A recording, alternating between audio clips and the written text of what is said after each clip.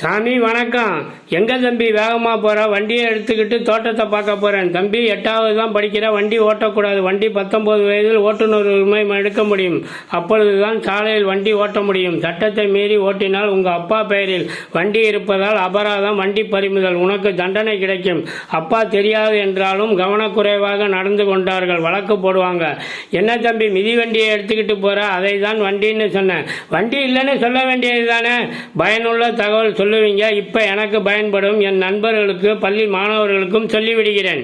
பிள்ளைகள் குற்றம் செய்தால் அப்பாவுக்கு அபராதம், வண்டி பறிமுதல், பிள்ளைகளுக்கு தண்டனை. பணியாளர்கள் குற்றம் செய்தால் தண்டனை, அதிகாரிகள் மீது நடவடிக்கை, பணியிட மாற்றம். கட்சி கூட்டம் நடத்தினால், பொது சொத்துக்களை சேதப்படுத்தினால் கட்சி தலைவருக்கு நஷ்டத்திற்கு அபராதம், செயலில் ஈடுபட்ட கட்சி தொண்டர்களுக்கு தண்டனை.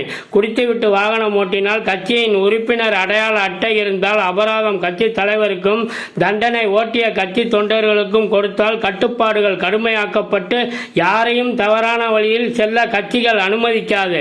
அறிவுரைகள் சொல்லி சொல்லி தொண்டர்களை சட்டத்தை மதித்து நடக்க வைப்பார்கள். தலைவர்கள் வீட்டில், பொது இடங்களில், மேடைகளில் பாதுகாப்பு இருந்தும் உயிருக்கு அச்சுறுத்தல் என்கிறார்கள். ட்ரோன் மூலம் கண்காணிக்கிறார்கள். பொதுமக்களை நிறுத்திவிட்டு ரோட்டில் செல்லும் போது தலைவா என கூப்பிட்டு துண்டை எடுத்து கொடுப்பதற்குள் மின்னல் வேகத்தில் செல்கிறார்கள். சாலையில் பாதுகாப்பு கருதி மெதுவாக செல்வதில்லை. அதே நேரத்தில் வேறு இடத்தில் பொதுமக்கள் கூட்டம் அதிகமாக இருக்கும் இடத்தில் கை குலுக்குகிறார்கள், நின்று செல்கிறார்கள். ரோட் ஷோ நடத்துகிறார்கள். வாகனத்தில் வெளியில் தொங்கியபடி கை அசைக்கிறார்கள். தலைவர்களும் தொண்டர்களும் மகிழ்ச்சியில் துள்ளி திகைக்கிறார்கள். சாமி என்ன சொல்றீங்க? கட்சி உறுப்பினராக இருந்தால் தலைவருக்கு அபராதம் என்றால் கட்சி தலைவருக்கு அபராதம் வராமல் சட்டத்திற்கு கட்டுப்பட்டு கட்டுப்பாடுடன் சொல்வதை கேட்டு தொண்டர்களும் நடப்பார்கள். சட்டத்தையும் வளர்ச்சியும் ஒரே நேர்கோட்டில் இருக்கும். நன்றி, வாழ்த்துக்கள்.